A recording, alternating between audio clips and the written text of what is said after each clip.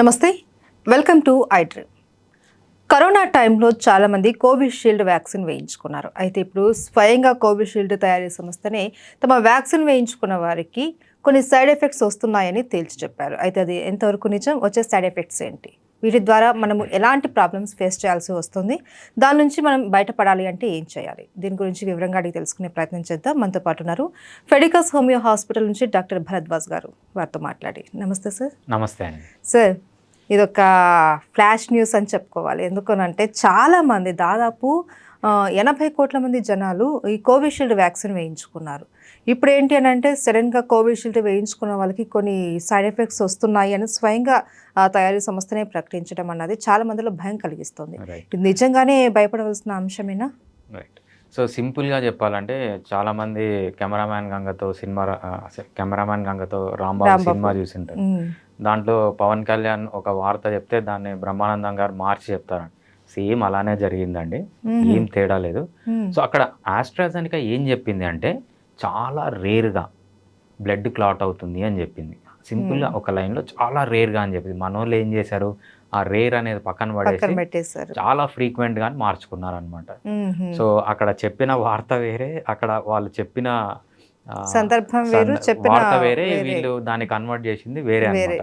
So మనోళ్ళు మామూలుగా మనోళ్ళకి కామనే కదా థంబ్నెయిల్స్ పెట్టడము, ఇంప్రెసివ్ థంబ్నెయిల్స్ పెట్టడం, ఇది కూడా అలానే జరిగిందండి. మీరు ప్రపంచంలో ఏ అలోపతి మెడిసిన్ తీసుకున్నా దానికి సైడ్ ఎఫెక్ట్ ఉంటుంది. ఏదన్నా తీసుకోండి, ఈవెన్ పారాసిటమాల్. మనం పొద్దున మధ్యాహ్నం రాత్రి రోజుకు 3 సార్లు పారాసిటమాల్ వేసుకునే వాళ్ళు కూడా ఉన్నారు.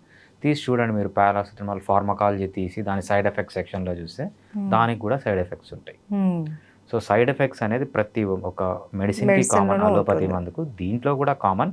ఇది చాలా రేర్ అనే పదాన్ని వదిలేశారు. ఎటువంటి బాధ పడనవసరం లేదు. సో ఫస్ట్ మనకి ఏదన్నా ఒక మందు మనకు మార్కెట్లో జనాలకు వచ్చిందంటే దానిపైన రీసెర్చ్ జరుగుతుంది. ఆ రీసెర్చ్ అనేది ఎలా ఉంటుందంటే ప్రీ క్లినికల్ స్టేజ్ ఉంటుంది, క్లినికల్ స్టేజ్ ఉంటుంది. ప్రీ క్లినికల్ అంటే ఏంటి, ఫస్ట్ అనిమల్స్ పైన చేస్తారు, లేకపోతే కంప్యూటర్లో డిజైన్ చేస్తారు. ప్రీ క్లినికల్ అనిమల్స్కి సేఫ్ అన్నప్పుడు హ్యూమన్ బీయింగ్స్లోకి తీసుకుని వస్తారు. హ్యూమన్ బీయింగ్స్లో ఏంటి, క్లినికల్ ట్రయల్ అంటారు. దీని మళ్ళీ 4 ఫేజెస్ ఉంటుంది. phase 1, phase 2, phase 3, phase 4 అని. ఫస్ట్ phase 1లో ఏం చేస్తారంటే చాలా అప్ టు 8 హ్యూమన్ బీయింగ్స్కి ఆ మెడిసిన్ ఇస్తారనమాట. ఇచ్చినప్పుడు అది సేఫా కాదా చూస్తారు. ఫస్ట్ సేఫ్టీ చూస్తారనమాట. అది సేఫ్ అనుకుంటే అది సెకండ్ ఫేజ్లోకి వెళ్తుంది. సెకండ్ ఫేజ్ అరౌండ్ 80 మెంబర్స్కి ఇస్తారు. సెకండ్ ఫేజ్లో సేఫ్టీ, ఎఫికసీ, అసలు సేఫ్గా ఉందా, పని చేస్తుందా లేదా, రెండూ చూస్తారు. సేఫ్గా ఉంది, పని చేస్తుంది అంటే థర్డ్ ఫేజ్కి వెళ్తుంది. థర్డ్ ఫేజ్లో అరౌండ్ 800 పీపుల్కి ఇస్తారనమాట. సో 800 పీపుల్కి ఇచ్చిన తర్వాత అది కూడా సేఫ్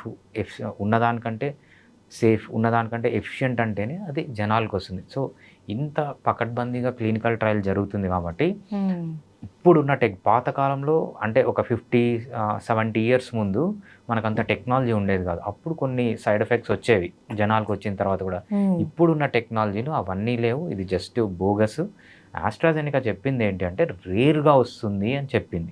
సో ఆ రేర్గా అనే పదాలని ప్రతి ఒక్కరు థంబ్నెయిల్స్లో పెట్టండి. సో పెట్టకుండా జనాల్ని భయపెట్టకండి. ఎందుకంటే ఈ వార్త తెలియంగానే చాలా మంది భయపడిపోయారు. ఎందుకంటే కోవాక్సిన్ కన్నా మనకు కోవిషీల్డ్ అనేది ఎక్కువగా తీసుకున్నారు, అందుబాటులో ఉన్నది కూడా మనకు అక్కడే. అయితే సార్, ఇప్పుడు కొన్ని రేర్గా వస్తాయి అనేసి అన్నారు కదా, ఎలాంటి దుష్ఫలితాలు వస్తాయి? వ్యాక్సిన్కి ఎటువంటిది, ఫర్ ఎగ్జాంపుల్ మన ఆటిజం తీసుకుంటే వన్ ఆఫ్ ది రీజన్స్ వచ్చి వ్యాక్సిన్స్ అని ఒక సైంటిస్ట్ చెప్పారు. ఆ సైంటిస్ట్ చెప్తే ఆ సైంటిస్ట్ డిగ్రీని క్యాన్సిల్ చేసి ఆయన అసలు మెడికల్ ప్రాక్టీస్ చేయకుండానే చేశారు. సో ఇవన్నీ దాంట్లో ఎంతవరకు నిజం ఉందో ఎంతవరకు అబద్ధం ఉందో మనకు తెలియదు. బట్ ప్రతి ఒక్క దానికి సైడ్ ఎఫెక్ట్స్ అనేవి ఉంటాయి. మనము HIV ట్రీట్మెంట్, ART ట్రీట్మెంట్ అంటాం. మీరు లిస్ట్ తీసి చూస్తే అసలు భయపడతారు. అన్ని సైడ్ ఎఫెక్ట్స్ ఉంటాయి. కానీ ప్రతి ఒక్కరు ART తీసుకుంటున్నారు, మామూలుగానే తప్పదు. సో మామూలుగా మినాక్సిడిల్ అని ఒకటి తీసుకుంటారు అనమాట, హెయిర్ ఫాల్కి మెన్ తీసుకుంటుంటారు. మినాక్సిడిల్, ఫినిస్ట్రైడ్ అని, అది చూస్తే అసలు దాని సైడ్ ఎఫెక్ట్స్ చూస్తే అసలు ఎవ్వడు ముట్టడు దాన్ని. సో కానీ ప్రతి ఒక్కరు తీసుకుంటారు. అందరికీ సైడ్ ఎఫెక్ట్ రావట్లేదు, వస్తుంది. ప్రతి ఒక్క మెడిసిన్కి సైడ్ ఎఫెక్ట్ ఉంటుంది, బట్ ఇట్స్ వెరీ రేర్ అనమాట. మనం ఎలా కంపేర్ చేస్తామంటే మెడికల్ ఫీల్డ్లో ఏదన్నా క్లినికల్ రీసెర్చ్లో రిస్క్ బెనిఫిట్ రేషియో అంటాం అనమాట. ఒక పేషెంట్కి క్యాన్సర్ వచ్చింది, క్యాన్సర్లో చనిపోతాడు, రైట్? క్యాన్సర్ మందు తీసుకుంటే జుట్టు ఊడిపోతుంది. సో చావడానికన్నా ఇది చావడానికన్నా జుట్టు ఊడిపోవడం బెటర్ కదా. సో అంటే రిస్క్ ఎంత ఉంది, బెనిఫిట్ ఎంత ఉంది. ఇక్కడ రిస్క్ ఏంటి, హెయిర్ పోవడం. బెనిఫిట్ ఏంటుంది, మనిషి బతకడం. సో హెయిర్ పోవడం గ్రేటా, మనిషి బతకడం గ్రేటా అంటే రిస్క్ కంటే బెనిఫిట్ ఎక్కువ ఉంది కాబట్టి తీసుకుంటాం. అది కూడా మనం వ్యాక్సిన్ కూడా సైడ్ ఎఫెక్ట్ ఉంటుంది. ఎప్పుడైతే వ్యాక్సిన్కి రిస్క్ కంటే బెనిఫిట్ ఎక్కువ ఉంటుందో, ఈ బ్లడ్ క్లాట్ కావడం అనేది రేర్, చాలా రేర్. సో అది రిస్క్ అనమాట. వ్యాక్సిన్ ఎంతమందిని బతికిచ్చింది, కొన్ని లక్షల కోట్ల మందిని బతికిచ్చింది. సో అది బెనిఫిట్ అనమాట. ఎప్పుడైతే రిస్క్ కంటే బెనిఫిట్ ఎక్కువ ఉంటుందో ఏ గవర్నమెంట్ అయినా కూడా అప్పుడు మాత్రమే దానికి పర్మిషన్ ఇస్తుంది జనాలకి ఇవ్వడానికి. సో దాని గురించి వరి కావాల్సిన అవసరం లేదు. దీంట్లో స్పెషల్గా హోమియోపతి పాత్ర ఏముంటుందంటే, హోమియోపతి ఒక స్పెషల్ టైప్ ఆఫ్ మెడిసిన్ అనమాట. ఇక్కడ ఏం చేయొచ్చు అంటే బ్యాడ్ ఎఫెక్ట్స్ ఆఫ్ వ్యాక్సినేషన్ని క్యాన్సిల్ చేయడానికి మనం హోమియోపతి వాడతాం.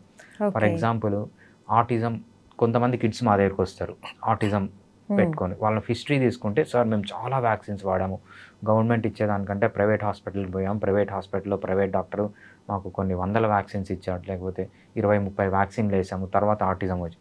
మనం ఏంటంటే దానికి అగెన్స్ట్గా వ్యాక్సిన్ సైడ్ ఎఫెక్ట్స్ని తగ్గించడానికి ఎక్సలెంట్ మెడిసిన్స్ ఉన్నాయి హోమియోపతిలో. మీకు కానీ ఏమన్నా ఆ సిమ్టమ్స్ ఉంటే, సో బ్లడ్ క్లాట్ అయినట్లు ఉంటే ఒకసారి హోమియోపతి డాక్టర్ని కన్సల్ట్ అండి. సో వాళ్ళు ఏంటంటే ఈ వ్యాక్సిన్ నుంచి వచ్చే సైడ్ ఎఫెక్ట్స్ని కూడా క్లియర్ చేయడానికి, ఫ్యూచర్లో రాకుండా ఉండడానికి మంచి మెడిసిన్స్ ఉన్నాయి హోమియోపతి. ఎలా సార్ మనకు బ్లడ్ క్లాట్ అవ్వడము అంటే ఇమీడియట్గా దానికి సంబంధించిన ఎఫెక్ట్ కూడా చూపించేస్తుంది కదా, రైట్. హార్ట్ మీద కావచ్చు, బ్రెయిన్ మీద కావచ్చు. బట్ మనం స్టార్టింగ్లో మనం ఎట్లా దీన్ని ఐడెంటిఫై చేయడం? మనకు బ్లడ్ క్లాట్ అవుతుందంటే డిఫరెంట్ ఏరియాస్లో. సో హార్ట్లో క్లాట్ అయింది అనుకోండి, దాన్ని ఏమంటాం అంటే హార్ట్ అటాక్ అంటాం. బ్రెయిన్లో క్లాట్ అయింది అనుకోండి, పెరాలసిస్ అంటాం. లంగ్లో వచ్చిందండి, థ్రాంబోఎంబోలిజం అంటాం.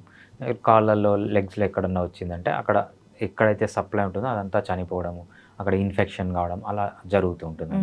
సో అది కిడ్నీలో క్లాట్ అయింది, కిడ్నీ డ్యామేజ్ అవుతుంది. సో మనము అది ఎక్కడ క్లాట్ అయింది, ఏ ఆర్గాన్ దగ్గర క్లాట్ అయింది, ఆ ఆర్గాన్ ఫంక్షన్ టెస్ట్ చేసుకోవాలి తప్పితే.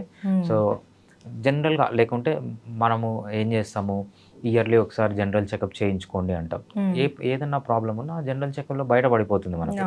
సో కోవిషీల్డ్ కోసం అసలు ఎవ్వరు వరి కావాల్సిన అవసరమే లేదు. కోవిషీల్డ్ పైన, కోవిషీల్డ్కే కాదు, ఈవెన్ సింపుల్ పారాసిటమాల్ కూడా చాలా సైడ్ ఎఫెక్ట్స్ ఉంటాయి. So rare side effects. Covishield కూడా చెప్పింది ఏంటంటే రేర్గా అవుతుంది అని అది చెప్పింది, అంతే. సో ఇప్పుడు ఎవరైతే ఈ కోవిషీల్డ్ కావచ్చు, వాట్ ఎవర్ ఇలా వ్యాక్సిన్ తీసుకున్న వాళ్ళు ఒక జనరల్ చెకప్ అన్నది చేయించుకొని, అలాగే హోమియోపతిలో మనము మీరు చెప్పినట్లు వ్యాక్సిన్స్కి అగైనెస్ట్గా మనము హోమియోపతి మెడిసిన్ తీసుకుంటే సేఫ్ అంటారు, రైట్? సో నార్మల్గానే సేఫ్ అండి. సో మీరు జనరల్గా చెకప్ అంటే ప్రతి ఒక్క దానికి చేయించుకోవాలి. ఈ వ్యాక్సిన్ తీసుకున్న వాళ్ళు సపరేట్గా చెకప్ చేయించుకోవాల్సిన అవసరం లేదు, ఇది చాలా రేర్. అందుకు ఈ వ్యాక్సిన్ తీసుకున్నందుకు జనరల్ చెకప్ అవసరం లేదు.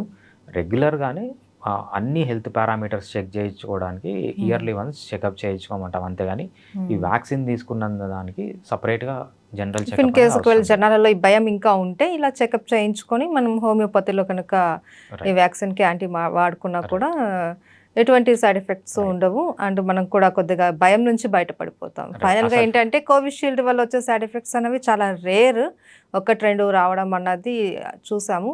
బట్ అది అందరికీ కాదు అనేసి చెప్తున్నారు, right? Okay, thank you so much. Thanks అండి.